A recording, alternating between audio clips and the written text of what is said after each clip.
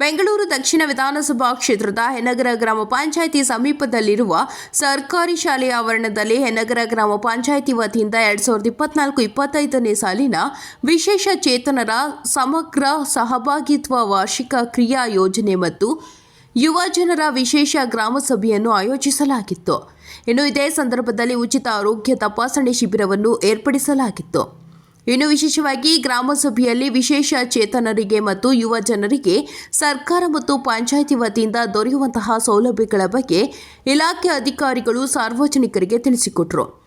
ಇನ್ನು 2024-25ನೇ ಸಾಲಿನ ವಿಶೇಷ ಚೇತನರ ಸಮಗ್ರ ಸಹಭಾಗಿತ್ವ ವಾರ್ಷಿಕ ಕ್ರಿಯಾ ಯೋಜನೆ ಮತ್ತು ಯುವ ಜನರ ವಿಶೇಷ ಗ್ರಾಮಸಭೆಯ ಅಧ್ಯಕ್ಷತೆಯನ್ನು ಹೆನ್ನಗರ ಗ್ರಾಮ ಪಂಚಾಯಿತಿ ಅಧ್ಯಕ್ಷ ರಾಮಸ್ವಾಮಿ ರೆಡ್ಡಿರವರು ವಹಿಸಿದ್ದರು. ಇನ್ನು ವಿಶೇಷ ಗ್ರಾಮಸಭೆಯಲ್ಲಿ ಹೆನ್ನಗರ ಗ್ರಾಮ ಪಂಚಾಯಿತಿ ಸದಸ್ಯರಾದ ಕಿರಣ್ ಕುಮಾರ್, ಶ್ರೀಮತಿ ಮುನಿರತ್ನಮ್ಮ, ಮುನಿರಾಜು, ಕುಮಾರ್, ಕಾಂತರಾಜ್, ನಾರಾಯಣಪ್ಪ, ಸಾವಿತ್ರಮ್ಮ, ಅನಸೂಯಮ್ಮ, ಹೆನ್ನಗರ ಗ್ರಾಮ ಪಂಚಾಯಿತಿ ಪಿಡಿಒ ಸಿದ್ದರಾಜು, ಕಾರ್ಯದರ್ಶಿ ತೇಜನಾಥ್, ಯುವ ಸಂಪನ್ಮೂಲ ಮಂತ್ರ ಸಂಸ್ಥೆಯ ಸಿದ್ದರಾಜು, ವೀಣಾ, ಅನಿತಾ ಮತ್ತು ವಿಶೇಷ ಚೇತನರು ಹಾಗೂ ಯುವ ಸಮೂಹ ಮತ್ತು ಗ್ರಾಮಸ್ಥರು ಭಾಗವಹಿಸಿದರು.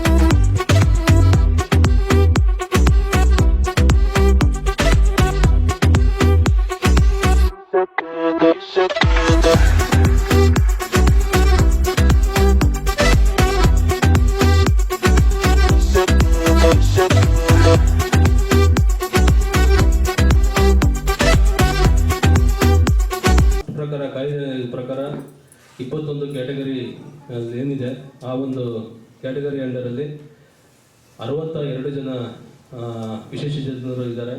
ಅವರೆಲ್ಲ ಭಾಗವಹಿಸಿದ್ದೀರಾ. ಬೇರೆ ಬೇರೆ ಗ್ರಾಮಗಳಿಂದ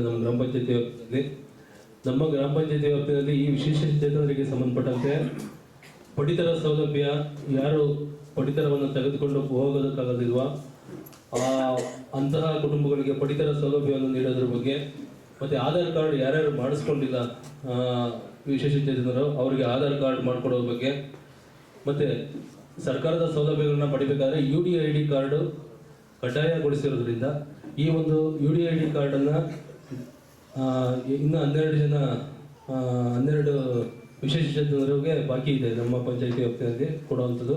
ಆ UDID ಕಾರ್ಡು ವಿತರಿಸುವ ಬಗ್ಗೆ, ಮತ್ತು ಪೋಷಕರಿಗೆ ವಿಶೇಷ ಚೇತನರು ಮತ್ತು ಪೋಷಕರಿಗೆ ಸಂಬಂಧಪಟ್ಟಂತೆ ಸರ್ಕಾರದಿಂದ ಏನೇನು ಸವಲತ್ತುಗಳು ಸಿಗ್ತವೆ ಮತ್ತು ಗ್ರಾಮ ಪಂಚಾಯಿತಿಯಿಂದ ಏನೇನು ಸವಲತ್ತುಗಳು ಸಿಗ್ತವೆ ಆ ಒಂದು ಸವಲತ್ತುಗಳನ್ನು ನೀಡೋದ್ರ ಬಗ್ಗೆ, ಯಾರ್ಯಾರು ಅರ್ಹತೆ ಇದ್ದಾರೋ ಅವ್ರಿಗೆಲ್ಲರೂ ಕೂಡ ಸವಲತ್ತುಗಳನ್ನು ನೀಡೋದ್ರ ಬಗ್ಗೆ, ಆ ಯೋಜನೆಗಳ ಬಗ್ಗೆ ತಿಳಿಸ್ಕೊಡ್ತಾರೆ MRW ಅವರು. ಮತ್ತು MRW ಮತ್ತು VRW ಅವರಿಗೆ ಗ್ರಾಮ ಪಂಚಾಯಿತಿ ಹಂತದಲ್ಲಿ ಸೌಲಭ್ಯಗಳನ್ನು ನೀಡೋದ್ರ ಬಗ್ಗೆ ಇಷ್ಟು ವಿಷಯಗಳನ್ನು ವಿಶೇಷ ಚೇತನರಿಗೆ ಸಂಬಂಧಪಟ್ಟಂತೆ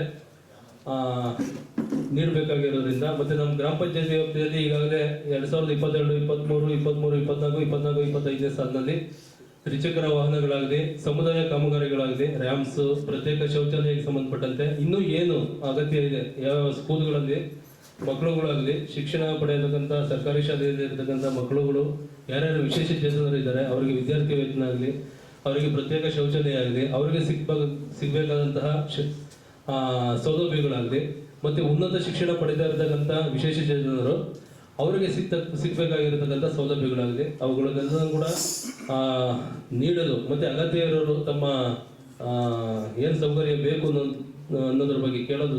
ಸಮನ್ವಯ ಗ್ರಾಮ ಸಭೆಯ ಮೂಲ ಉದ್ದೇಶ ಇದನ್ನು ಯಾರು ನಮ್ಮ ವಿಕಲಚೇತನರು, ನಮ್ಮ ವಿಶೇಷಚೇತನರು ಏನಿದ್ದೀರಿ, ಎಲ್ಲರೂ ಸಹ ತಮ್ಮ ಕೋರಿಕೆಗಳನ್ನ ಎತ್ಕೊಂಡು ಪಂಚಾಯಿತಿಗೆ ಹೋಗೋದು ಮತ್ತು ಪಂಚಾಯಿತಿಲಿ ಪಡ್ಕೊಳ್ಳೋಂಥದ್ದು ಒಂದು ಗ್ಯಾಪ್ ಇರುತ್ತೆ.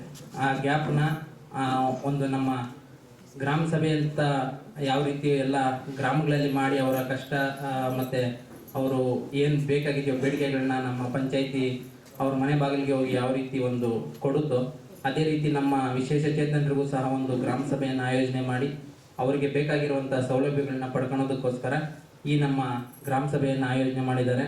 ಹಾಗಾಗಿ ಈ ಗ್ರಾಮ ಸಭೆಯನ್ನು ನಮ್ಮ ಎಲ್ಲ ವಿಶೇಷಚೇತನರು ಸದುಪಯೋಗ ಪಡ್ಕೊಬೇಕು ಅಂತೇಳಿ ಕೇಳ್ಕೊತಾ ಇದ್ದೀವಿ.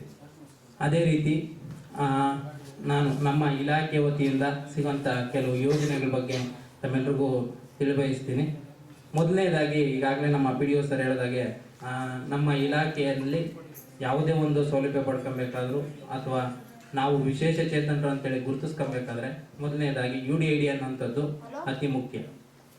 ಪ್ರತಿಯೊಬ್ಬರು ನಮ್ಮ ವಿಕಲಚೇತನರು ತಾವು ವಿಕಲಚೇತನರು ಅಂತೇಳಿ ಗುರುತಿಸ್ಕೊಬೇಕಾದ್ರೆ UDID ಕಾರ್ಡ್ ಅನ್ನೋಂಥದ್ದನ್ನು ಪಡ್ಕೊಬೇಕಾಗಿರುತ್ತೆ.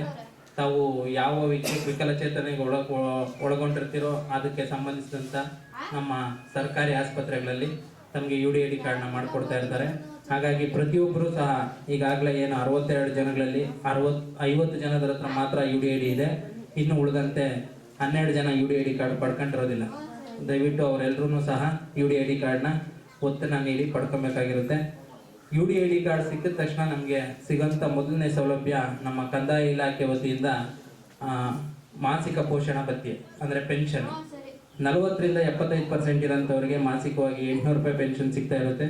ಅದೇ ರೀತಿ 75%ಗಿಂತ ಮೇಲೆ ಇರೋಂಥವ್ರಿಗೆ 1400 ರೂಪಾಯಿ ಪೆನ್ಷನ್ ಸಿಗ್ತಾ ಇರುತ್ತೆ.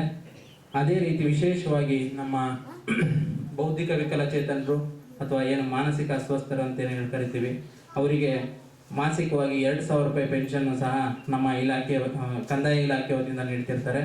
ಅದೇ ರೀತಿ ಸಾರಿಗೆ ಇಲಾಖೆ ವತಿಯಿಂದ 675 ರೂಪಾಯಿ ನಾವು ಒಂದು ವರ್ಷಕ್ಕೆ ಭರಿಸಿದ್ದೇ ಆಗಿದ್ದಲ್ಲಿ ನಮ್ಮ ವಿಳಾಸದಿಂದ 100 ಕಿಲೋಮೀಟರ್ ವ್ಯಾಪ್ತಿ ಒಳಗಡೆ ಓಡಾಡೋದಕ್ಕೆ ಉಚಿತವಾಗಿ ಬಸ್ ಪಾಸ್ನು ಸಹ ಸಾರಿಗೆ ಇಲಾಖೆ ವತಿಯಿಂದ ನೀಡ್ತಿರ್ತಾರೆ. ಅದೇ ರೀತಿ ರೈಲ್ವೆ ಇಲಾಖೆಯಿಂದ ನಮ್ಮ ವಿಶೇಷಚೇತನರಿಗೆ ದೇಶಾದ್ಯಂತ ಓಡಾಡೋದಕ್ಕೆ ಅನುಕೂಲವಾಗೋ ರೀತಿ ಉಚಿತವಾಗಿ ರೈಲ್ವೆ ಪಾಸ್ನು ಸಹ ರೈಲ್ವೆ ಇಲಾಖೆ ವತಿಯಿಂದ ನೀಡ್ತಿರ್ತಾರೆ. ಅದೇ ರೀತಿ ನಮ್ಮ ಇಲಾಖೆಯಿಂದ ಯಾರು ನಮ್ಮ ವಿಶೇಷಚೇತನರು ವ್ಯಾಸಂಗ ಮಾಡ್ತಿರ್ತಾರೆ ಅಂದರೆ ಅಪ್ ಟು ಫಸ್ಟ್ ಸ್ಟ್ಯಾಂಡರ್ಡಿಂದ ಉನ್ನತ ವ್ಯಾಸಂಗ ಡಿಗ್ರಿ ಆಗಿರ್ಬೋದು, ಡಬಲ್ ಡಿಗ್ರಿ ಆಗಿರ್ಬೋದು, ಯಾರು ಮಾಡ್ತಿರ್ತಾರೆ ಅವರಿಗೆ ವಿದ್ಯಾರ್ಥಿ ವೇತನವನ್ನು ನಮ್ಮ ಇಲಾಖೆ ವತಿಯಿಂದ ನೀಡ್ತಿರ್ತೀವಿ. ಅದೇ ರೀತಿ ನಮ್ಮ ವಿಶೇಷಚೇತನರು ಯಾರು ಉನ್ನತ ಸಾಧನೆ ಮಾಡಿರ್ತಾರೆ ಅಂದರೆ SSLC, PUC ಅಥವಾ ಡಿಗ್ರಿಗಳಲ್ಲಿ ಫಸ್ಟ್ ಕ್ಲಾಸಲ್ಲಿ 60%ಗಿಂತ ಮೇಲೆ ಪಡೆದಿರೋಂಥವ್ರಿಗೆ ಒಂದು ವಿದ್ಯಾರ್ಥಿ ಪ್ರೋತ್ಸಾಹಧನ ಅನ್ನೋ ಒಂದು ಸ್ಕೀಮಲ್ಲೂ ಸಹ ನಮ್ಮ ಇಲಾಖೆ ವತಿಯಿಂದ. ನಾನು ಶಿವಣ್ಣ ಅಂತ ಮಾಸ್ಟರ್ನಲ್ಲಿ ಬೆಣ್ಣೆಯಲ್ಲಿ ಇರೋದು. ನಾನು ಟೋಟಲಿ ಬ್ಲೈಂಡ್ 57 ವರ್ಷ. ನನಗೆ 1400 ರೂಪಾಯಿ ಬಿಟ್ಟರೆ ನನಗೆ ಯಾವುದೂ ಎಲ್ಲೂ ಸಿಗ್ತಾಯಿಲ್ಲ, ಅಷ್ಟೇ ಬರ್ತಾ ಇರೋದು. ನಾನು ಮದುವೆಯಲ್ಲಿ ಆಗಿದ್ದೀನಿ, ಮಕ್ಕಳು ಇದ್ದಾರೆ, ನನಗೆ ಸಂಸಾರ ಮಾಡಿಸೋಕ್ಕೆ ಕಷ್ಟ ಆಗಿದೆ. ಆದ್ದರಿಂದ ನಿಮ್ಮ ಪಂಚಾಯತಿ ಕಡೆಯಿಂದ ಇನ್ನೂ ಏನೇನೋ ಸೌಲಭ್ಯ ಇದೆಯಾ? ನಾವು ಮಾಸನಹಳ್ಳಿಯಿಂದ ನನ್ನ ಮಗಳು ಫುಲ್ ಹ್ಯಾಂಡಿಕ್ಯಾಪ್ಟು, 9 ತಿಂಗಳಿಂದ ಪೆನ್ಷನ್ ಬರ್ತಾ ಇಲ್ಲ. ಬೇರೆ ಕಡೆ ಹೋಗ್ತಾ ಇದ್ದೆ, ತುಮಕೂರು ರೋಡ್ ಎಲ್ಲ ಹೋಗಿ ಕಿರಣ್ ಎಲ್ಲ ಇದು ಮಾಡಿ ಆನೆಕಲ್ಲಾಗೆಲ್ಲ ಇದು ಮಾಡಿ ಎಲ್ಲ ಇದು ಮಾಡಿದ್ದೀವಿ. ನಮ್ಮ ಮೆಂಬರು ಕಾಂತರಾಜಿಗೂ ಇದು ಮಾಡಿದ್ದೀವಿ. ಏನು ಇದು ಬರ್ತಾ ಇಲ್ಲ, 9 ತಿಂಗಳಿಂದ ಪೆನ್ಷನ್ ಬರ್ತಾ ಇಲ್ಲ. ನಾನು ತುಮಕೂರು ರೋಡ್ಗೆ ಹೋಗ್ತಾ ಇದ್ದೆ. ನಮ್ಮ ಮೆಂಬರ್ಗೆ ಕಾಂತರಾಜಿಗೆ ಹೇಳಿದ್ದೀನಿ, ನಾನು ಚೆಕ್ ಮಾಡ್ತೀನಿ ಅಂತ ಹೇಳ್ತಾವ್ರೆ. UDID ಕಾರ್ಡ್ ಇದೆಯಾ ನಿಮ್ಮದು? ಇದೆ ಸರ್. ಐತೆ. UDID ಕಾರ್ಡ್ ಆದ್ಮೇಲೆ ಪೆನ್ಷನ್ಗೆ ಅಪ್ಲೈ ಮಾಡೋಕ್ಕೆ ರೇಷನ್ ಕಾರ್ಡ್ ಕಡ್ಡಾಯ ಅಂತ ಹೇಳ್ತಾರೆ. ಬಟ್ ರೇಷನ್ ಕಾರ್ಡ್ ಇಂದ ಅಷ್ಟು ಒಂದೇ ಅಂತ ರೇಷನ್ ಕಾರ್ಡ್ ಮಾಡಕ್ಕೆ ಆಗ್ತಾ ಇಲ್ಲ. ರೇಷನ್ ಕಾರ್ಡಿಗೆ ಆಪ್ಷನ್ ಬಿಡ್ತಾ ಇಲ್ಲ. ಒಂದು ಈಗ ಲಾಸ್ಟ್ ವೀಕ್ ನಾವು ಹೋಗಿದ್ವಿ, ಅಲ್ಲಿ ಒಂದು ಓನ್ಲಿ ಕನೆಕ್ಷನ್ ಕೊಟ್ಟಿದ್ದಾರೆ, ಹೊಸ ಪಂಚಾಯತಿಗೆ ಕೊಟ್ಟಿಲ್ಲ. ಇವಾಗ ಕೊಟ್ಟಿದ್ದಾರೆ, ಇನ್ಫಾರ್ಮೇಶನ್ ಇಲ್ಲ. ಅದೊಂದು. ಇನ್ನೊಂದು medical kit, actually spinal cord ಇಂಜಿನ್ ಆದವರಿಗೆ ಮೆಡಿಕಲ್ ಕಿಟ್ ಗೌರ್ಮೆಂಟ್ ಕಡೆಯಿಂದ ಸಿಗಬೇಕು, ಅದು ಸಿಗ್ತಾ ಇಲ್ಲ. ನಾವು ಆಲ್ರೆಡಿ ಗೌರ್ಮೆಂಟ್ ಹಾಸ್ಪಿಟಲ್ಗೆ ಹೋಗಿ ಕೇಳಿದ್ದೀವಿ, ಬಟ್ ಅದರಲ್ಲಿ ಸ್ಟಾಕ್ ಇಲ್ಲ, ಎಲ್ಲರಿಗೆ ಆರ್ಡರ್ ಮಾಡಬೇಕು ಆ ಥರ ಕೇಳ್ತಾರೆ, ಅದನ್ನೂ ಸಿಗ್ತಾ ಇಲ್ಲ. ಆಮೇಲೆ ಇನ್ನೊಂದು ಸರ್, ಎಲ್ಲ ಆರೈಕೆದಾರರಿಗೆ ಪಿಂಚಣಿ ಅಂತ ಹೇಳ್ತಾರಲ್ಲ, ಅದು ಬಂದ್ಬಿಟ್ಟು ಸ್ಪೈನಲ್ ಕಾರ್ಡ್ ಇಂಜಿನ್ ಆದವರಿಗೆ ಲೋಕೋಮೋಟರ್ ಅಂಡರಲ್ಲಿ ಇವಾಗ ಇದಾಗಿದೆ. ಅದಕ್ಕೆ ಏನಾಗಿದೆ ಅಂತ ಹೇಳಿದ್ರೆ ಲೋಕೋಮೋಟರ್ ಅಂಡರ್ ಇರೋರಿಗೆ ಪೆನ್ಷನ್ ಸಿಗುತ್ತೆ ಅಂತ ಹೇಳಿದ್ರೆ ಅದನ್ನ ಆರೋಗ್ಯದವರಿಗೆ ಸಿಗ್ತಾ ಇಲ್ಲ. ಅದನ್ನ ಅವ್ರು ಚೇಂಜ್ ಮಾಡಬೇಕು, ಕೆಟಗರಿನ ಚೇಂಜ್ ಮಾಡಿದ್ರೆ ಮಾತ್ರ ಸಿಗುತ್ತೆ, ಇಲ್ಲಾಂದ್ರೆ ಅದು ಸಿಗಲ್ಲ. ಅದ್ರ ಬಗ್ಗೆ ನಾವು ಸ್ವಲ್ಪ ಇದು ಮಾಡಬೇಕು. ನಮ್ದು ಚಿತ್ರದುರ್ಗ, ನಮ್ಮ ಹೆಂಡತಿ ತೀರ್ಕೊಂಡಾಗ 15 ವರ್ಷ ಆಯ್ತು. ಇಲ್ಲೇ ಸೆಕ್ಯೂರಿಟಿ ಕೆಲಸ ಮಾಡ್ತಾ ಇದ್ದೀನಿ. ನಮ್ಮ ಮಗ ಒಬ್ಬನು ಮೂಗ, ಕಿವಿ ಕೇಳಲ್ಲ, ಬಾಯಿ ಬರಲ್ಲ. ಅವ್ನಿಗೆ ಯಶಸ್ವಿಯಾಗಿ ಓದಿಸಿದ್ದೀನಿ. ಅವನ್ನ ಟೈಲರಿಂಗ್ ಕೆಲಸ ಮಾಡ್ಸಕ ಪ್ರಯತ್ನ ಪಡ್ತಾನೆ. ಟೈಲರಿಂಗ್ ಬರ್ತಾನೆ, ಅವನಿಗೆ ಒಂದು ವರ್ಗ ಅಂತ ಕೊಡ್ತಕ್ಕಂಥದ್ದು ನಮ್ಮ ಡಾಕ್ಯುಮೆಂಟ್ಸ್ ಎಲ್ಲದ್ರಿಂದ ಎಲ್ಲ ರಿಪೋರ್ಟ್, ಎಲ್ಲ ID ಕಾರ್ಡ್, ಎಲೆಕ್ಷನ್ ಕಾರ್ಡ್ ಎಲ್ಲ ಇಲ್ಲೇ ಮಾಡಿಸಿದ್ದೀನಿ. ದಯವಿಟ್ಟು ಇದೊಂದು ಮಾಡ್ಕೊಳ್ಳಿ. ಅವನಿಗೆ ನನಗೆ ಸಾಯ ವಯಸ್ಸಾಗತ್ತೆ, ಒಬ್ಬನೇ ಕಣ್ಣು ಕಾಣಿಸಲ್ಲ, ಒಂದು ಅರ್ಧ ಕಾಣಿಸ್ತದೆ, ಒಂದು ಫುಲ್ ಕಾಣಿಸಲ್ಲ. ಬಂದಿಲ್ಲ. Mental disorder. ಎಷ್ಟು ತಿಂಗಳಿಂದ ಬಂದಿದ್ದು? 6 ತಿಂಗಳಿಗೆ. ನಿಮ್ಮ ಹೆಸರು? ಮೋನಿಶಾ. ಪೆನ್ಷನ್ ಯಾರ್ಯಾರು ಬಂದಿದ್ವು ಒಂದಿಷ್ಟು ತಂದ್ಬಿಟ್ಟು 3-4 ತಿಂಗಳು. ನನ್ನ ಮಗನಿಗೆ ಕಿವಿ ಕೇಳಿಸಲ್ಲ. ಅವನಿಗೆ ತುಂಬ ಬೇರೆ ಕಡೆ ತುಂಬ ಕಡೆ ಓಡಾಡಿದ್ದೀವಿ, ಎಲ್ಲೂ ಮಿಷಿನ್ಗೆ ಯಾರು ಇದಕ್ಕೆ ಮಾಡ್ತಾ ಇಲ್ಲ. ಇವಾಗ ಮಿಷಿನ್ ಎಷ್ಟು 12 ವರ್ಷ ಆಯಿತು ಅವಾಗ ಹಾಕಿರೋದು ಒಂದು ಮಿಷಿನ್. ಅದು ಇವಾಗ ಟೈಮ್ ಓವರ್ ಆಗಿಬಿಟ್ಟಿತ್ತೆ. ಅದು ಮಿಷಿನ್ ಡ್ಯಾಮೇಜ್ ಆಗಿಬಿಟ್ಟಿತ್ತೆ. ಅದು ಹಂಗೆ ಹೆಲ್ಪ್ ಆಗ್ತಾ, ಎಲ್ಲ ಕಡೆ ಹೋದ್ರೇ ಹೆಲ್ಪ್ ಆಗ್ತಾ ಇಲ್ಲ. ಮತ್ತು ರೇಷನ್ ಕಾರ್ಡ್ಗೆ ಯಾರು 20 ವರ್ಷ ಆಯ್ತು ನಾವು ಹೆಣ್ಣಗಾರಿಗೆ ಬಂದು, ಎರಡನಹಳ್ಳಿಗೆ ಬಂದು 20 ವರ್ಷ ಆಯ್ತು, ನಮ್ಗೆ ಯಾರು ರೇಷನ್ ಕಾರ್ಡ್ನು ಮಾಡ್ಕೊಡ್ತಾ ಇಲ್ಲ. ಅದು ರೇಷನ್ ಕಾರ್ಡ್ ಇದ್ರೆ ನಮ್ಮ ಮಗನಿಗೆ ಭವಿಷ್ಯ ಚೆನ್ನಾಗಿರುತ್ತೆ. ರೇಷನ್ ಕಾರ್ಡಿಂದ ಅವನಿಗೆ ಪಿನ್ಷನೂ ಇಲ್ಲ, ಏನೂ ಇಲ್ಲ. ನಾನು ತುಂಬ ಕಡೆ ಓಡಾಡ್ಬಿಟ್ಟಿದ್ದೀವಿ, ಎಲ್ಲೂ ಸಿಗ್ತಾ ಇಲ್ಲ ನಮಗೆ. ಎರಡನಹಳ್ಳಿ ಇದು ಗೌರೀಶ್ ರೆಡ್ಡಿ ಬಿಲ್ಡಿಂಗ್. 20 ವರ್ಷದಿಂದ ಅಲ್ಲೇ ಇದ್ದೀವಿ. ಅಲ್ಲಿ ಅವ್ರ ಮನೆ, ಅವರ ಬಿಲ್ಡಿಂಗ್ ಅಲ್ಲಿ 10 ವರ್ಷ ಇದೀವಿ ಅಲ್ಲೇ. ಇಲ್ಲ, ಯಾರು ಗೊತ್ತಿಲ್ಲ. ಶಂಕರಣ್ಣ ಗೊತ್ತು. ತುಂಬಾ ನಾವು ಎಲ್ಲ ಕಡೆ ಮಾಡಿದೆ, ಅವ್ರ ಹತ್ರ ತುಂಬಾ ಸಲ ಹೋಗಿ ಬಂದೆ ನಮ್ಗೆ ಎಲ್ಲೂ ಏನು ಆಗ್ತಾ ಇಲ್ಲ. ನೋಡಿ, ನಮ್ಮ ಯಜಮಾನ್ರಿಗೆ ಕಿವಿ ಆಪರೇಷನ್ ಆಯ್ತು. ಅದು ರೇಷನ್ ಕಾರ್ಡ್ ಇರ್ತಿದ್ರೆ ಕಿವಿ ಆಪರೇಷನ್ ಫ್ರೀ ಆಗ್ತದೆ. ನಾವು ತುಂಬಾ ಬಡವರು. ನಮ್ಮ ಕೈಯಿಂದ ನಾನು ಸಾಲ ಮಾಡಿ 50,000 ಸಾಲ ಮಾಡಿ ನಮ್ಮ ಯಜಮಾನ್ರಿಗೆ ಕಿವಿ ಆಪರೇಷನ್ ಮಾಡಿದ್ದೀನಿ. ಎಲ್ಲ ನಮ್ಗೆ ಇದೇ ಹೆಲ್ಪೇ ಆಗ್ತಾ ಇಲ್ಲ. ನೋಡಿ, ನೀವೇ ಎಲ್ಲ ಹೆಲ್ಪ್ ಮಾಡ್ಬೇಕು. ನೋಡಿ, ನೀವು ನನ್ನ ಮಗನ ಮಿಷಿನ್ ಎರಡಹಳ್ಳಿ. ನಮ್ಗೆ ರೇಷನ್ ಕಾರ್ಡ್ ಇದ್ರೆ ಏನಾರು ಹೆಲ್ಪ್ ಆಗುತ್ತೆ. ಅವನಿಗೆ ರೇಷನ್ ಕಾರ್ಡ್ ಇದ್ರೆ ಅವನಿಗೆ ಪಿನ್ಷನ್ ಬರುತ್ತೆ. ರೇಷನ್ ಕಾರ್ಡ್ ತುಂಬಾ ಪ್ರಾಬ್ಲಮ್ ಆಗ್ಬಿಟ್ಟಿದೆ ಸರ್ ನಮ್ಗೆ. ಹೋಗ್ಬಿಟ್ಟಿದ್ದಾರೆ. ಅವ್ನಿಗೆ ಸ್ಕೂಲ್ ಬರಕ್ಕೂ ಹೋಗ್ತಾ ಇಲ್ಲ ನಡುವೆ, ಹಾಗಾಗಿ ಕಳಿಸ್ತಾ ಇಲ್ಲ. ನೀವು ಕೇಳ್ಬೇಕು ಸರ್ ಅವ್ರಿಗೆ. ಇನ್ನಿಬ್ಬರಿಗೆ ಪರವಾಗಿಲ್ಲ, ಅವ್ರಿಗೆ ಸ್ವಲ್ಪ ಮೆಂಟಲಿ ಇದಷ್ಟೇ. ಅವ್ರು ಬರ್ತಾರೆ ಸ್ಕೂಲ್ಗೆ, ಒಬ್ಬ ಬರ್ತಾ ಇಲ್ಲ, ಓಯಿಲೇಶ್ ಅಂತ. ಅವ್ನಿಗೆ ವೀಲ್ ಚೇರ್ ಬೇಕಾಗುತ್ತೆ.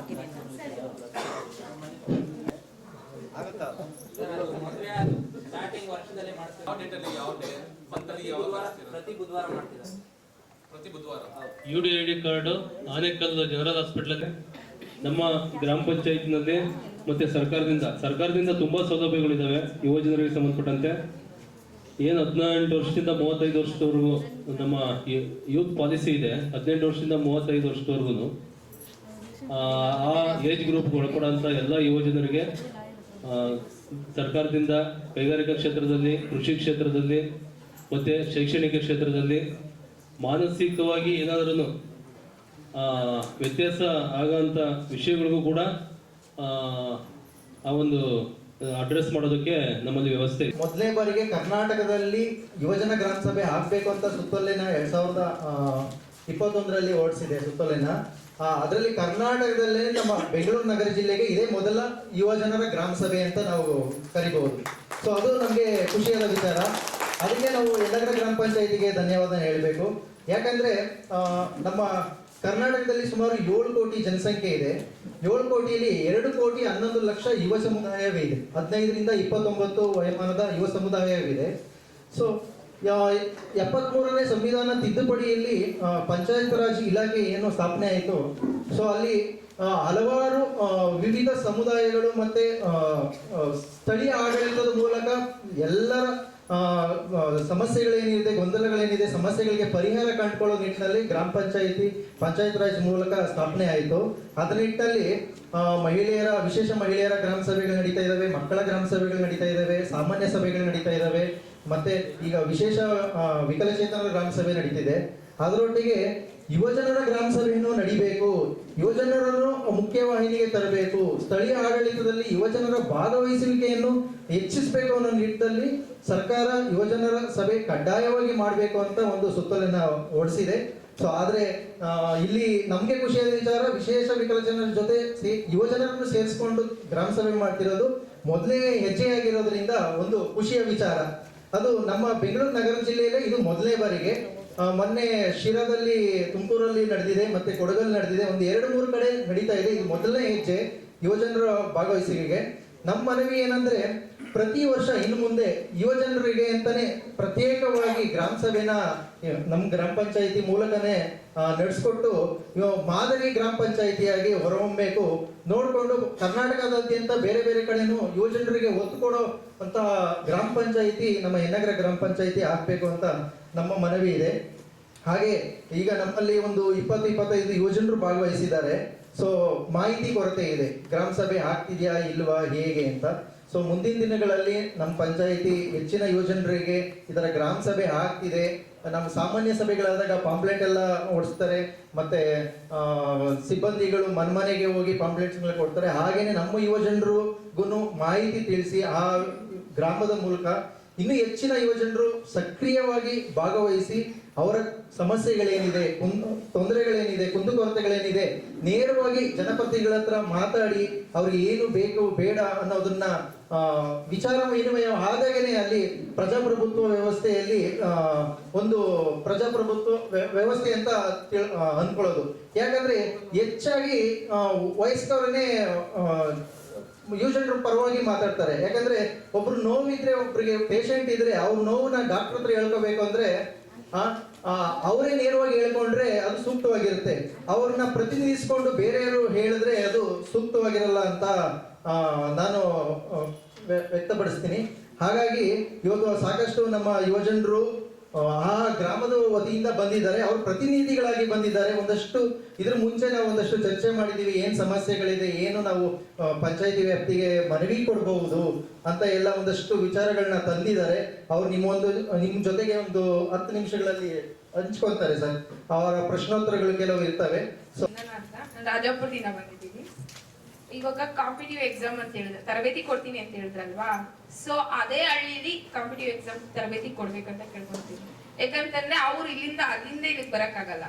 ಸೊ ಅಲ್ಲಿರೋ ಮಕ್ಕಳಿಗೆ ಯೂತ್ಸ್ಗೆ ಕಾಂಪಿಟಿವ್ ತರಬೇತಿ ಕೊಡ್ಬೇಕಂತ ಕೇಳ್ಕೊಂತೀನಿ ಸರ್. ಸರ್ ಆದ್ರೆ ನೀವು ಇಲ್ಲಿ ಕೊಡ್ತೀರಾ, ಬಟ್ ಅಲ್ಲಿ ಬಸ್ಸು ಅಂದ್ರೆ ಹಳ್ಳಿಲೇ ಕೊಡ್ಬೇಕು ಅಂತ ಹಳ್ಳಿಲೇ ಕೊಡ್ಬೇಕು ಸರ್. ಅಲ್ಲಿರೋ ಯುವಕರಿಗೆ ಸರ್ ನೀವು ಅನೌನ್ಸ್ ಮಾಡ್ಬೇಕು ಸರ್. ಅದನ್ನ ಒಂದೊಂದು ಹಳ್ಳಿನಲ್ಲೂ ಮಾಡೋಣ.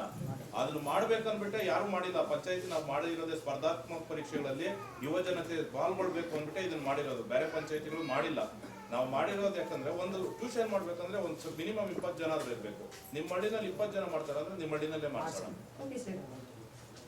ಹಳ್ಳಿಲಿ ಲೈಬ್ರರಿ ಸ್ಯಾಂಕ್ಷನ್ ಆಗಿದೆ, ಅದು ಲೈಬ್ರರಿ ಆಗಿದೆ. ರಾಜಾಪುರದಲ್ಲಿ ಸಮುದಾಯ ಭವನದ ಮೇಲೆ ಕಟ್ಟಿ ಇದು ಮಾಡ್ಕೊಡ್ತೀವಿ. 3 ಬಸ್ ಇದೆ, ಬಟ್ ಟೈಮಿಂಗ್ಸ್ ಇಲ್ಲ. ಸೊ 3 ಒಟ್ಟಿಗೆ ಬರುತ್ತೆ, ಇಲ್ಲ ಅಂದ್ರೆ 1 ಬರಲ್ಲ. ಯಾವ ಟೈಮಿಂಗ್ಸ್ ಬೇಕಂದ್ರೆ ಅರ್ಜಿ ಬರ್ತದೆ. Okay sir. ಸ್ಕಾಲರ್ಶಿಪ್ ಸರ್, ಇನ್ನೊಂದು ಸ್ಕಾಲರ್ಶಿಪ್ ಕೊಡ್ತೀರಲ್ವಾ, ಸೊ ಅದನ್ನ ಅನೌನ್ಸ್ ಮಾಡ್ಬಿಡಿ ಸರ್. ಅಂತ ನಾನು ಎನ್ನಾಗದಿಂದನೇ ಬರ್ತಾ ಇರೋದು. ನಂದು ಏನು ಕ್ವಶನ್ ಅಂದ್ರೆ, ಇಲ್ಲಿ ಬಂದಾಗ ಅಲ್ಲಿ ಕುತ್ಕೊಂಡಿದ್ದಾಗ ಯಾರೋ ಒಬ್ರು ಮಾತಾಡ್ತಾ ಇದ್ರು, ಯೂತ್ ರೆಪ್ರೆಸೆಂಟೇಟಿವ್ ಯಾರೋ ಇದ್ದಾರೆ ಅಂತ. ಬೇಕಾದ್ರೆ ನೀವು ಅಲ್ಲೋಗಿ ಹೇಳ್ಕೋಬಹುದು ಅಂತ ಹೇಳಿದ್ರು. ಆದ್ರೆ ಯಾರೋ ಇಬ್ರು ಸೆಲೆಕ್ಟ್ ಆಗಿದ್ದಾರಂತೆ, ಅವ್ರು ಯಾರೋ ಅಂತಾನು ನಮ್ಗೆ ಗೊತ್ತಿಲ್ಲ. ಯೂತ್ ಸೆಲೆಕ್ಷನ್ ಆಗಿದೆಯಂತೆ, ಆದ್ರೆ ನಮಗೂ ಗೊತ್ತಿಲ್ಲ. ಇದೇ ಊರಲ್ಲೇ ಇದೀವಿ, ಯೂತ್ ಸೆಲೆಕ್ಷನ್ ಆಗಿದೆಯಂತೆ, ಯಾರು ಸೆಲೆಕ್ಟ್ ಆಗಿದ್ದಾರೆ ಅಂತ ನಮ್ಗೆ ಗೊತ್ತಿಲ್ಲ. ಗ್ರಾಮ ಪಂಚಾಯತಿಯಿಂದ ಯೂತ್ ಸೆಲೆಕ್ಷನ್ ಯುವ ಪ್ರತಿನಿಧಿ ಸೊ ಇವ್ರು ಹೇಳ್ತಾ ಇರೋದೇನಂದ್ರೆ ಗ್ರಾಮ ಪಂಚಾಯತಿ ಕಡೆಯಿಂದ ಏನಾದ್ರು ಯೂತ್ಸ್ಗೆ ನೋಡ್ಕೊಳ್ಳೋಂಥವ್ರು ಯಾರಾದ್ರೂ ಸಿಬ್ಬಂದಿ ಇದಾರಾ ಅಂತ ಅವ್ರು ಕೇಳ್ತಾ ಇರೋ ಪ್ರಶ್ನೆ. ಸೊ ಈಗ ಪ್ರತಿ ಒಂದೊಂದಕ್ಕೂ ಒಬ್ಬೊಬ್ರು ಇದಾರೆ. ಈಗ ವಿಶೇಷ ವಿಕಲಚೇತನರಿಗೆ ಸಂಬಂಧಪಟ್ಟವ್ರು ಇದಾರೆ. ಹಾಗೆ ನಮ್ಮ ಯೂತ್ಸ್ ಪಟ್ಟವ್ರು ಯಾರಾದ್ರೂ ಪ್ರತಿನಿಧಿ ಅಂತ ಕೇಳ್ಪಟ್ಟೆ, ಅದಕ್ಕೆ ಯಾರಾದ್ರೂ ಗ್ರಾಮ ಪಂಚಾಯತಿ ಕಡೆಯಿಂದ ಇದಾರಾ ಅಂತ ಕೇಳ್ತೀವಿ. ಸಿಗದೆ ಸದಸ್ಯರು ಅವರೇ ಪ್ರತಿನಿಧಿ ಯೂತ್ಸ್ಗೆ. ಅದು ಡೌಟ್ ಇತ್ತು ಸರ್ ಅದಕ್ಕೆ. ಆಮೇಲೆ ನಮ್ಮ ಪಂಚಾಯತಿ ಬಂದರೆ ನಾವಿರ್ತೀವಿ, ನಮ್ಮ ಸಿಬ್ಬಂದಿ ಇರ್ತಾರೆ. ಫಸ್ಟು ನೀವೇನು ಹೇಳ್ಬೇಕು ಅಂದ್ರೆ ನಮ್ಮ ಸದಸ್ಯರು ಏನಾಗ್ರ ಅಂದರೆ ಕುಮಾರ್ ಅಂತ ಇದ್ದಾರೆ ನೋಡಿ, ಅವರು ಇನ್ನು 3-4 ಜನ 4 ಜನ 5 ಜನ ಮೆಂಬರ್ಸ್ ಇರ್ತಾರೆ. ಅಲ್ಲೂ ನಿಮ್ಗೆ ಹೇಳ್ಕೊಳಕ್ಕಾಗಲ್ಲ ಅಂದ್ರೆ ಇಲ್ಲಿ ಪಂಚಾಯತಿಗೆ ಬನ್ನಿ. ಅಪ್ಲಿಕೇಶನ್ ಕಂಪ್ಲೀಟ್ ಮಾಡ್ತಾ ಇದೀವಿ ಆಲ್ಮೋಸ್ಟ್. ಎಲ್ಲರೂ ಡಿಗ್ರಿ, ಡಬಲ್ ಡಿಗ್ರಿ ಅದೆಲ್ಲ ಕಂಪ್ಲೀಟ್ ಮಾಡ್ತಾ ಇದ್ದಾರೆ. ಆದ್ರೆ ನಮ್ಮ ನೈಬರ್ ಅಂದ್ರೆ ಸರೌಂಡಿಂಗ್ ಅಲ್ಲೇ ಲೋಕಲ್ ಅವ್ರಿಗೆ ಕೆಲಸ ಸಿಗ್ತಾ ಇಲ್ಲ. ಅಷ್ಟೆಲ್ಲ ಓದ್ತಾ ಇದೀವಿ, ಆದ್ರೆ ನಮ್ಗೆ ಇಲ್ಲೇ ಸಿಗ್ತಾ ಇಲ್ಲ. ನಾವೇ ಬೇರೆ ಕಡೆ ಹೋಗಿ ಮಾಡ್ಬೇಕು ಆಗೋ ಅಂತ ಸಿಚುವೇಶನ್. ಇದು ಲಾಂಗ್ ಪೆಂಡಿಂಗು. ನಡವಳಿ ಮಾಡಿ ಸರ್ಕಾರಕ್ಕೂ ಸಲ್ಲಿಸಿದ್ದಾರೆ, ಏನು ಸ್ಥಳೀಯರಿಗೆ ಉದ್ಯೋಗಾವಕಾಶ ಕೊಡಬೇಕು ಅಂತ ಹೇಳ್ಬಿಟ್ಟು. ಈಗ ಮಾತಾಡ್ತಾರೆ ಅವರು ಇದನ್ನ ಇದ್ರ ಬಗ್ಗೆ ಹೇಳ್ಬೇಡಿ ಅಂತ. ಅದೇನು ಕಂಪ್ಲೇಂಟ್ ಏನಿಲ್ಲ, ಜಸ್ಟ್ ಅಂದ್ರೆ ಬಸ್ 7:15 ಇರೋದು ಬೆಳಗ್ಗೆ. ಆಲ್ಮೋಸ್ಟ್ ಕಾಲೇಜ್ ಹೋಗೋ ಟೈಮಿಂಗ್ಸು ಎಲ್ಲರಿಗೂ ಸ್ಟಾರ್ಟ್ ಆಗೋದೇ 8:15 8:30ಗೆ. ಇಲ್ಲಿ ಬಸ್ಸು 10 ಮಿನಿಟ್ಸ್ 5 ಮಿನಿಟ್ಸ್ ಮುಂಚೆನೆ ಬಿಡ್ತಾರೆ. ಅದಕ್ಕೆ ದಿನದಿಂದ ಬರೋರ್ಗೆ ಸ್ವಲ್ಪ ಕಷ್ಟ ಆಗುತ್ತೆ ಅಲ್ಲಿಂದ ಬರ್ಬೇಕಂತ. ಅಷ್ಟೊತ್ತಿಗೆ ಬಸ್ ಹೋಗ್ಬಿಟ್ಟಿರುತ್ತೆ. ಮತ್ತೆ ಇನ್ನೊಂದು ಇಲ್ಲ ಏನಂದ್ರೆ ಆಟೋಸು ತುಂಬೋರ್ಗು ಹೋಗೋದಿಲ್ಲ. ಅದಕ್ಕೆ ಆಲ್ಮೋಸ್ಟ್ ನಾನ್ ನೋಡಿದ ಸ್ಟೂಡೆಂಟ್ಸ್ ಎಲ್ಲರೂ ಬಸ್ ಸ್ಟಾಪ್ ಅಲ್ಲೇ ಇರ್ತಾರೆ. ಬೇರೆ ಬಸ್ ಮಾಮೂಲಿ ಟೈಮಲ್ಲಿ ಅಂದ್ರೆ ಪರವಾಗಿಲ್ಲ, ಎಕ್ಸಾಮ್ಸ್ ಟೈಮಲ್ಲಿ ತುಂಬಾ ಕಷ್ಟ ಆಗುತ್ತೆ.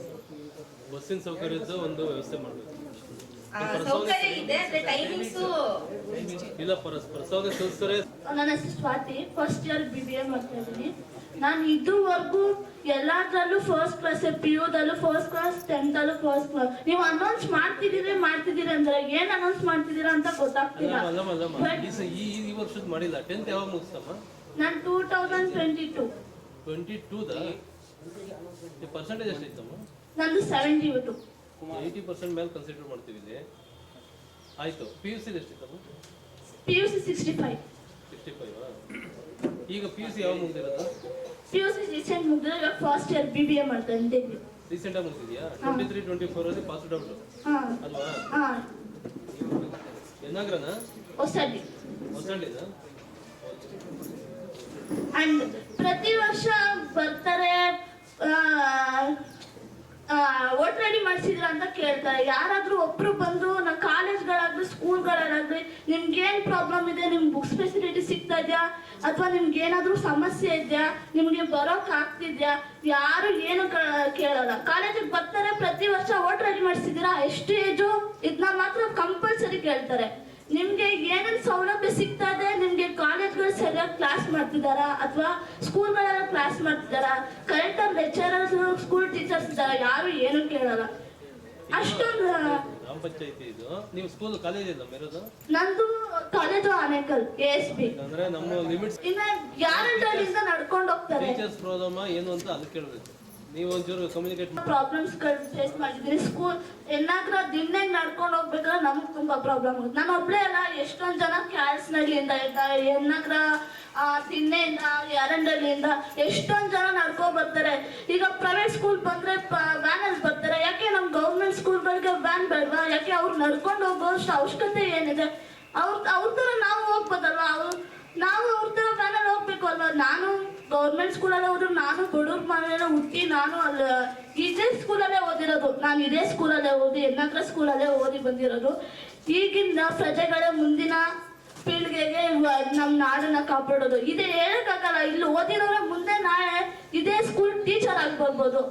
ನಿಮ್ಮಲ್ಲಿ ಕೇಳ್ಕೊಳ್ಳೋದಂದ್ರೆ ಡ್ರಾಪ್ಔಟ್ಸ್ ಎಷ್ಟು ಜನ ಇದ್ದಾರೆ, ಡಿಗ್ರಿ ಮಾಡ್ತಿರೋರು ಎಷ್ಟು ಜನ ಇದ್ದಾರೆ, PUC ಮಾಡ್ತಿರೋರು ಎಷ್ಟು ಜನ ಇದ್ದಾರೆ, ಎಷ್ಟು ಜನ ಓದ್ಬಿಟ್ಟಿದ್ದಾರೆ. ಇದನ್ನೆಲ್ಲ ಪ್ಲೀಸ್ ದಯವಿಟ್ಟು ನೀವು ಗಮನಿಸ್ಬೇಕು. ಯಾಕಂದ್ರೆ ಇವಾಗ ಎಷ್ಟೊಂದು ಜನ ನಮ್ಮ ಏರಿಯಾದಲ್ಲಿ ತಗೊಂಡ್ರೆ ಎಷ್ಟೊಂದು ಜನ ಸ್ಕೂಲ್ ಬಿಟ್ಟು ಬೇರೆ ಬೇರೆ ಚಟುವಟಿಕೆಗಳಲ್ಲಿ ತೊಡಗಿದ್ದಾರೆ.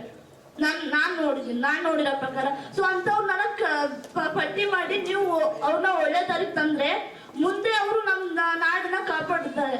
ಹೇಳಕ್ಕಾಗಲ್ಲ. ಇವಾಗ ನಾನು ಡಿಗ್ರಿ ಮಾಡ್ತಾರೆ, ಮುಂದೆ ನಾನು ಏನೋ ಒಂದು ಒಳ್ಳೆ ಕೆಲ್ಸಕ್ಕೆ ಸೇರ್ಕೊಂಡು ನಾನು ಈ ಊರಿಗೆ ಏನಾದ್ರು ಒಂದು ಒಳ್ಳೆ ಕೆಲಸ ಮಾಡ್ಬೋದು. ಅಥವಾ ಇನ್ನೂ ಏನೋ ಡಿಗ್ರಿ ಮಾಡಿರೋರು, ಮಾಸ್ಟರ್ಸ್ ಮಾಡಿರೋರು, ಅವರು ಏನಾದ್ರು ಇಲ್ಲ ನಮ್ಮ ಯಜ್ಞಾತ್ರದಲ್ಲೇ ಪಂಚಾಯತಿಗೆ ಸೇರ್ಕೋಬಹುದು. ಹೇಳೋದಕ್ಕಾಗಲ್ಲ. ಸೊ ಪ್ಲೀಸ್ ಇದನ್ನ ಎಲ್ಲರೂ ಗಮನಿಸ್ಬೇಕು. ಅಂಡ್ ರೇಷನ್ಸ್ ಕೂಡ ನಮ್ಗೆ ಬೇಕು. ರೇಷನ್ ಕಡಿಮೆ ಆಗ್ತಿದೆ ನಮ್ಗೆ. ವ್ಯಾನ್ಗಳು ಬಿಡೋದು ಓಕೆ, ಅದನ್ನ ಅಕ್ಸೆಪ್ಟ್ ಮಾಡೋಣ. ಮತ್ತೆ ಒಂದು ಮಾಹಿತಿ ಹೇಳಿದ್ದೀರಾ, ಡಿಗ್ರಿ ಓದಿರೋ ಎಷ್ಟು ಜನ ಇದ್ದಾರೆ, ಇವರು ಎಷ್ಟು ಜನ ಇದ್ದಾರೆ, ಬಿಟ್ಟಿರೋ ಎಷ್ಟು ಜನ ಇದ್ದಾರೆ, ಡ್ರಾಪ್ ಔಟ್ಸ್ ಎಷ್ಟು ಜನ ಇದ್ದಾರೆ. ಓಕೆ, ಅದು ಒಳ್ಳೆ ಸಜೆಷನ್, ಅಕ್ಸೆಪ್ಟೆಡ್. ನಾವು ಅದ್ರ ಬಗ್ಗೆ ಯೋಚನೆ ಮಾಡಿ ನೆಕ್ಸ್ಟ್ ಸಭೆಯಲ್ಲಿ ಒಂದು ಇದನ್ನ ಮಾಡ್ತೀವಿ. ನಮ್ಮೂರಲ್ಲಿ ಲೈಬ್ರರಿ ಇದೆ, ಲೈಬ್ರರಿ ಯುಟಿಲೈಸೇಷನ್ ಸಹ ಆಗ್ತಿದೆ. ಬಟ್ ಲೈಬ್ರರಿಯಲ್ಲಿರುವಂತಹ ಬುಕ್ಸ್ ಎಲ್ಲ ಕನ್ನಡನೇ ಇದೆ. ಮೋಸ್ಟ್ ಆಫ್ ದಿ ಟೈಮ್ ನಾನು ಅಲ್ಲಿ ಹೋಗಿ ಓದೋ ಟೈಮಲ್ಲಿ ತುಂಬಾ ಜನ ಯೂತ್ಸ್ ಅಥವಾ ಸ್ಟೂಡೆಂಟ್ಸ್ ಯಾರ್ಯಾರು ಬರ್ತಾರೆ ಅವರೆಲ್ಲರ ಬೇಡಿಕೆ ಏನಿರುತ್ತೆ ಅಂದ್ರೆ ಇಂಗ್ಲಿಷ್ ಬುಕ್ಸ್ ಸ್ವಲ್ಪ ಇದ್ರೆ ಇನ್ನೂ ಚೆನ್ನಾಗಿರುತ್ತೆ ಅಂತ ಹೇಳಿ. ಕಾಂಪಿಟೇಟಿವ್ ರಿಲೇಟೆಡ್ ಇದೆ, ಬಟ್ ಕನ್ನಡ ವರ್ಷನ್ಸ್ ಇದೆ. CA ರಿಲೇಟೆಡ್ ಅಥವಾ IAS, IPS ಇದರ ರಿಲೇಟೆಡ್ ಇದರ ರಿಲೇಟೆಡ್ ಎಲ್ಲಾನು ಇಂಗ್ಲಿಷ್ ನಾವೇ ಬುಕ್ಸ್ಕೊಂಡು ಇದು ಮಾಡಿರೋದು ಇಲ್ಲ. ಇವನ್ ನಾನು ವಾರನೂ ಅಲ್ಲಿ ಲೈಬ್ರರಿ ಯುಟಿಲೈಸೇಷನ್ ಮಾಡ್ತಿದ್ದೀನಿ. But we are not getting that English specific ಯಾವ ಬುಕ್ ಬೇಕು ಅಂತ ಹೇಳಿ ಬರ್ಬಿಟ್ಟು ಬಂದಿದೆ. ಅದರಲ್ಲಿ ಲೆಕ್ಚರ್ ಇದೆ. ವಿಕಲಚೇತನರ ವಿಶೇಷ ಸಭೆಯ ಮತ್ತು ಯುವಜನರ ವಿಶೇಷ ಸಭೆಯ ಅಧ್ಯಕ್ಷತೆಯನ್ನು ವಹಿಸಿರುವಂಥ ನಮ್ಮ ಗ್ರಾಮ ಪಂಚಾಯತಿ ಅಧ್ಯಕ್ಷರಾದ KV ರಾಮಸ್ವಾಮಿ ಅವರೇ, ಹಾಗೂ ವೇದಿಕೆ ಮೇಲೆ ಹಸಿನರಾಗಿರುವ ಎಲ್ಲ ಗ್ರಾಮ ಪಂಚಾಯತಿ ಸದಸ್ಯರೇ ಹಾಗೂ ಎಲ್ಲ ವಿಶೇಷ ಚೇತನರೇ ಹಾಗೂ ಯುವಜನರೇ, ಇವತ್ತು ನನ್ನ ಪ್ರಕಾರ ಇದು ಒಂದು ಮಹತ್ವವಾದ ಸಭೆ ಅನ್ಕೊಂತೀನಿ. ಯಾಕಂತ ಹೇಳಿದ್ರೆ ನಮ್ಮ ಗ್ರಾಮ ಪಂಚಾಯತಿ ವ್ಯಾಪ್ತಿಯಲ್ಲಿ ತುಂಬ ಕೆಲಸ ಕಾರ್ಯಕ್ರಮಗಳನ್ನ ವಿಶೇಷ ಚೇತನರಿಗೆ ಕೊಟ್ಟಿರ್ತೀವಿ. ಆದರೆ ಇವತ್ತು ವಿಶೇಷ ಚೇತನರಿಗೆ ಏನು ಅವಶ್ಯಕತೆ ಇದೆ ಅಂದ್ಬಿಟ್ಟು ನಮ್ಮ ಗ್ರಾಮ ಪಂಚಾಯತಿಗಾಗಲಿ ಗ್ರಾಮ ಪಂಚಾಯತಿ ಸದಸ್ಯರಿಗಾಗಲಿ ಗೊತ್ತಿರ್ತಾ ಇರಲಿಲ್ಲ. ಇವತ್ತು 62 ಜನ ವಿಶೇಷ ಚೇತನರಿದ್ದಾರೆ. ಅವ್ರಿಗೆ ಏನು ಅವಶ್ಯಕತೆಯೋ ಅದನ್ನು ನಾವು ಕೊಡ್ತೀವಿ. ಅದನ್ನು ನಿಮ್ಮಿಂದ ಇದು ಇವತ್ತು ನಮಗೆ ಗೊತ್ತಾಗ್ತಾ ಇದೆ. ಯಾಕಂದರೆ ನಮ್ಮಲ್ಲಿ 5% ಅಂದ್ಬಿಟ್ಟು ಇಡ್ತಾ ಇದ್ರಿ, ಸುಮಾರು ಅವ್ರಿಗೋಸ್ಕರ ಅಮೌಂಟ್ ಇಡ್ತಾ ಇದ್ರಿ. ಕೆಲವೊಂದು ಅವ್ರ ಎಜುಕೇಷನ್ಗಾಗಲಿ, ಸಮುದಾಯ ರ್ಯಾಂಪ್ಗಳಾಗಲಿ, ತ್ರಿಚಕ್ರ ವಾಹನಗಳಾಗಲಿ ಈ ಥರವೆಲ್ಲ ಮಾಡ್ತಾ ಇದ್ರಿ. ಈಗ ಅವ್ರಿಗೆ ಅವಶ್ಯಕತೆ ಇರುವಂಥವು ಇನ್ನೂ ತುಂಬ ಇದೆ ಅಂದ್ಬಿಟ್ಟು ಇವತ್ತು ನಿಮ್ಮನ್ನೆಲ್ಲ ಇದೊಂದು ಸಭೆನಲ್ಲಿ ಕರೆದಿದ್ದಕ್ಕೆ ಗೊತ್ತಾಗ್ತಾ ಇರೋದು. ನೀವೆಲ್ಲ ನಿಮ್ಮ ಏನೇನು ಬೇಕು ಅನ್ನೋದನ್ನು ಬೇಕು ಬೇಡಗಳನ್ನ ಹೇಳ್ಕೊಂಡಿದ್ದೀವಿ. ಅದ್ರ ಜೊತೆ MRW ಇದ್ದಾರೆ, VRW ಇದ್ದಾರೆ, ಅವ್ರ ಹತ್ರನೂ ಇದೆ. ನಿಮ್ಗೆ ಏನು ಅವಶ್ಯಕತೆ ಇದೆ ಅದನ್ನು ನೀವು ಮುಕ್ತವಾಗಿ ಗ್ರಾಮ ಪಂಚಾಯತಿ ಕೊಟ್ಟಾಗ ಅಧ್ಯಕ್ಷರ ಮೂಲಕ, ನಮ್ಮ ಅಭಿವೃದ್ಧಿ ಅಧಿಕಾರಿಗಳ ಮೂಲಕ, ಎಲ್ಲ ಸದಸ್ಯರ ಮೂಲಕ ಅದನ್ನು ನಿಮಗೆ ಒದಗಿಸ್ಕೊಡೋಂಥ ಕೆಲಸನ ನಾವು ಮಾಡ್ತೀವಿ. ಅದ್ರ ಜೊತೆಗೆ ಯುವಜನರು ಇವತ್ತು ಉತ್ತಮವಾದಂಥ ಗ್ರಾಮ ಸಭೆ ಅಂತ ನಾನಂತೂ ಅರ್ತಿದ್ದೀನಿ. ಯಾಕಂದರೆ ನೀವೆಲ್ಲ ಹೊರಗಡೆ ಬಂದಾಗಲೇ ಗೊತ್ತಾಗೋದು. ಆಮೇಲೆ ನಾನು ಹೇಳೋದೇನೆಂದರೆ, ಗ್ರಾಮ ಪಂಚಾಯತಿ ಆಗಲಿ, ಯಾವುದೇ ಇಲಾಖೆ ಆಗಲಿ, ಯಾವುದೇ ಸರ್ಕಾರಿ ಇಲಾಖೆ ಆಗಲಿ, ನಿಮಗೂ ಇಲಾಖೆಗಳಿಗೆ ತುಂಬ ಫ್ರೆಂಡ್ಶಿಪ್ ಇರಬೇಕು. ಕೆಲವರು ಏನು ಮಾಡ್ತಾ ಇದ್ದಾರೆ ಅಂದರೆ, ನಮ್ಗೆ ಯಾಕಪ್ಪ ಅಂತಿರ್ತಾರೆ. ಡಾಕ್ಟರ್ BR ಅಂಬೇಡ್ಕರ್ ಅವ್ರು ಹೇಳ್ತಾರೆ, ಪೆನ್ನಿದೆ, ಪೇಪರ್ ಇದೆ, ನೀವು ಮೊದಲು ಮಾಡಬೇಕಾಗಿರೋದು ಮಾತಾಡೋದಕ್ಕಿಂತ ಏನು ನಿಮ್ಗೆ ಅವಶ್ಯಕತೆ ಇದೆ ಎಲ್ಲ ಇಲಾಖೆಗೆ ಹೋಗಿ, ಎಲ್ಲ ಡಿಪಾರ್ಟ್ಮೆಂಟ್ಗೆ ಹೋಗ್ಬಿಟ್ಟು ಏನು ಸಿಗುತ್ತೆ, ಏನು ಬರುತ್ತೆ ಅನ್ನೋದನ್ನ ಕೇಳಬೇಕಾಗುತ್ತೆ. ಇವತ್ತು ನಾವು ಗ್ರಾಮ ಪಂಚಾಯತಿ ವ್ಯಾಪ್ತಿನಲ್ಲಿ ಸುಮಾರು 10 ವರ್ಷದಿಂದನೂ ನಾವು ವಿದ್ಯಾಭ್ಯಾಸಕ್ಕೋಸ್ಕರ SC STಗಳಿಗೆ 7,500, ಜನರಲ್ಗೆ 5,000 ಅಂದ್ಬಿಟ್ಟು ಇದು ಮಾಡ್ಕೊಂಡು ಬರ್ತಾನೆ ಇದ್ದೀನಿ. ಸ್ಕಾಲರ್ಶಿಪ್ ಕೊಡ್ತಾ ಇರೋದು ನಮ್ಗೆ ಗೊತ್ತೇ ಇಲ್ಲ ಅಂತ ಹೇಳಿದ್ರು. ಪಾಪ ಒಂದು ಹೆಣ್ಮಗು ಹೇಳಿದ್ರು, ನಾವು 10 ಇಯರ್ಸಿಂದ ಕೊಡ್ತಾ ಇದ್ದೀರಿ. ಅದನ್ನ ನೀವು ತಿಳ್ಕೊಬೇಕಂದ್ರೆ ಎಲ್ಲ ಮಾಹಿತಿ ಕೊಡಲೇಬೇಕು ಅನ್ನೋ ಒಂದು ಇದು ಅಧಿಕಾರಿಗಳಿಗೂ ಇರುತ್ತೆ, ಗ್ರಾಮ ಪಂಚಾಯತಿಗೂ ಇರುತ್ತೆ.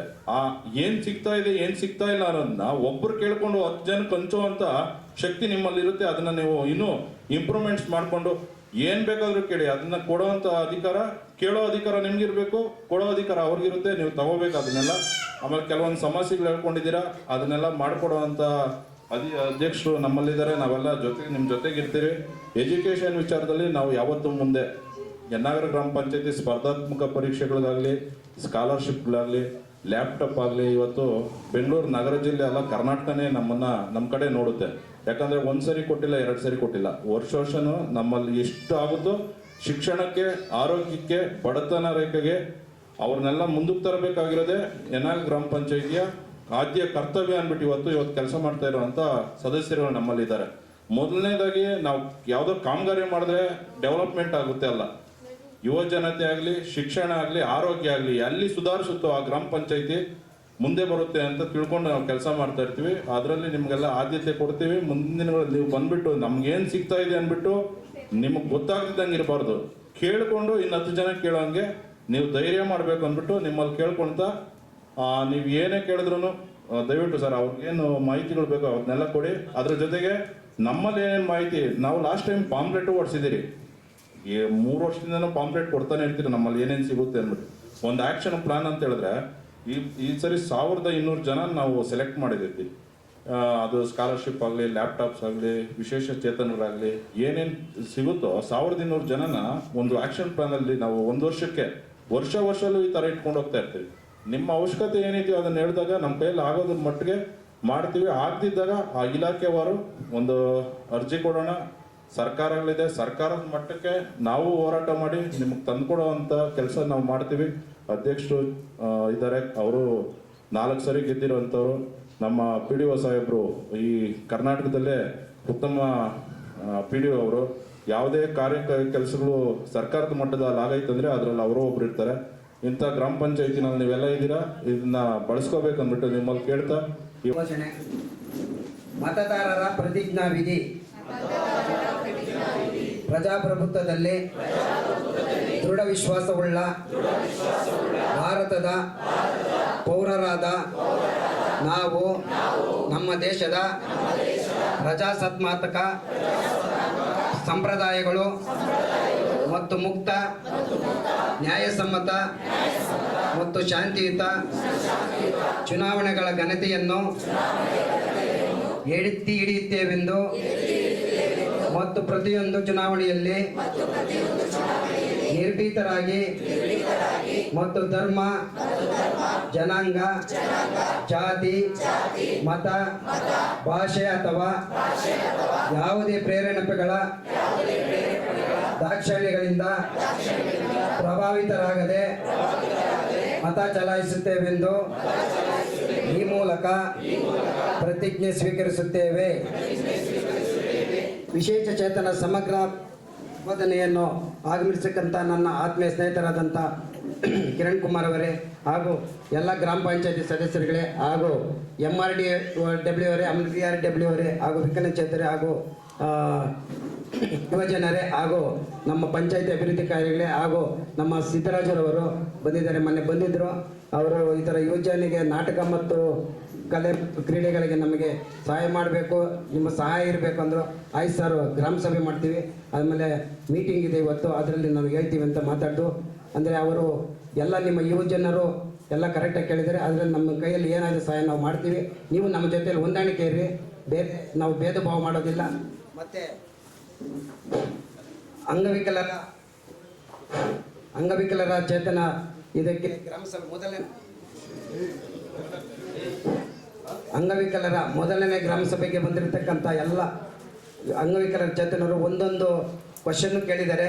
ನಮ್ಮ ಭಾರತಿ ಮೇಡಮ್ನವರು ಹೇಳ್ತಾ ಇದ್ದಾರೆ, ಈ ಥರ 62 ಜನರಲ್ಲಿ ಕಾರ್ಡ್ ಇಲ್ಲ, ಅದು ದಯವಿಟ್ಟು ಮಾಡಿಸ್ಕೊಡಿ ಮೇಡಮ್.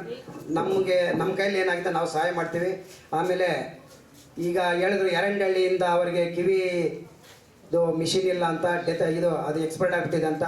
ಆಯಿತು, ನಮ್ಮ ಕೈಲಾಗಿದ್ದು ಅದು ಮಾಡಿಸೋಣ. ಆಮೇಲೆ ಲ್ಯಾಪ್ಟಾಪು, ಆಮೇಲೆ ಈ ಹೊಸಹಳ್ಳಿಯಲ್ಲಿ ಒಳ್ಳೆ ಲೈಬ್ರರಿ ಇದೆ, ಆ ಲೈಬ್ರರಿಯಲ್ಲಿ ಯಾವುದೋ 1-2 ಇಲ್ಲ ಅನಿಸುತ್ತೆ, ಮೇಡಮ್ನವ್ರು ಹೇಳಿದ್ದು, ಅದನ್ನು ತರಿಸ್ಕೊಡ್ತೀವಿ, ಏನು ಯೋಚನೆ ಮಾಡಬೇಡಿ. ಆಮೇಲೆ ಬಸ್ಸಿನ ವ್ಯವಸ್ಥೆ ಟೈಮಿಸ್ ಹೇಳ್ತೀವಿ. ಆಮೇಲೆ ಬೇರೆ ಬಸ್ಸುಗಳು ಪ್ರೈವೇಟ್ ಅನ್ನೋದು ಅದು ನಮ್ಮ ಕೈಲ್ಲ ಆಗದಿದ್ದ ಕೆಲಸ ಅನಿಸುತ್ತೆ, ಪ್ರಯತ್ನ ಪಡೋಣ.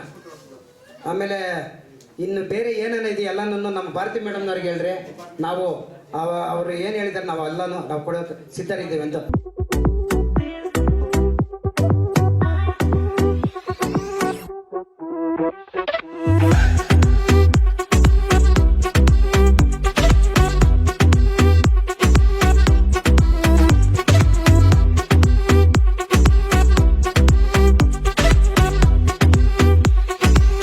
ಯನ್ನಾಗರ ಗ್ರಾಮ ಪಂಚಾಯಿತಿಯಲ್ಲಿ 24-25ನೇ ಸಾಲಿನ ಅಂಗವಿಕಲರ ವಿಶೇಷ ಗ್ರಾಮ ಸಭೆ ಹಾಗೂ ಯುವಜನರ ಗ್ರಾಮ ಸಭೆಯನ್ನು ಇದೇ ಬಾರಿಗೆ ಪ್ರಥಮ ಬಾರಿಗೆ ನಡೆಸಲಾಗುತ್ತಿದೆ.